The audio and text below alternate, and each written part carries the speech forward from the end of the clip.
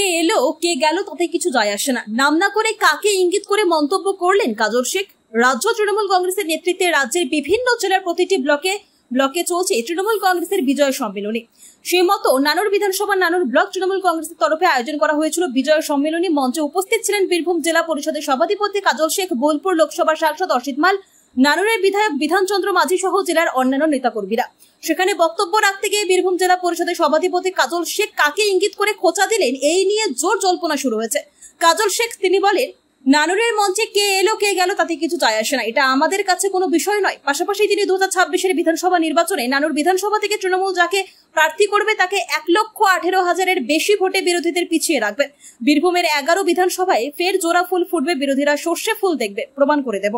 জিজ্ঞাসা করেন কোন অঞ্চলে কত ভোটে ব্যবধান জিতবো সেটা আমরা বলে দিতে পারবো, কারণ আমরা 365 মানুষের পাশে থাকি, মানুষের হয়ে কাজ করি। তো মানুষ কোন দিকে যাচ্ছে, কোন পথে যাচ্ছে সেটা আমরা জানি, কারণ আমরা তৃণমূল অর্থাৎ গ্রাসরুট থেকে রাজনীতিটা করি, মানুষের সঙ্গে মিশি, মানুষের ধাত আমরা বুঝি। সেই হিসাবেই কথাটা বলেছি।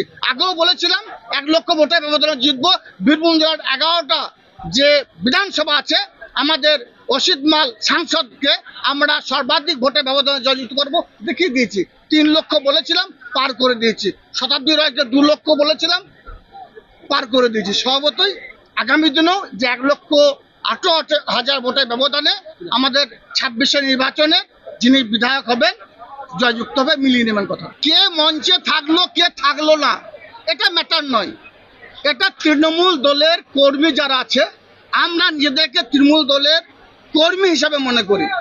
এখানে আমাদের সাংসদ উনিও কর্মী, বিধায়কও কর্মী, আমি সভাধিপতি হিসাবে আমিও কর্মী, যুব সভাপতি আছে সেও কর্মী, বাকি এখানে যারা আছেন তিস্তর গ্রাম পঞ্চায়েত উত্তীর্ণ জনপ্রতিনিধি প্লাস আমরা যারা মমতা বন্দ্যোপাধ্যায়ের সৈনিক, আমরা সকলে কর্মী। স্বভাবতই তৃণমূল কংগ্রেসের ঝান্ডা যেখানে থাকবে সেখানেই জনজোয়ার হবে, সেটা নানুর বিধানসভা মানুষ আজকে প্রমাণ করে দিয়েছে।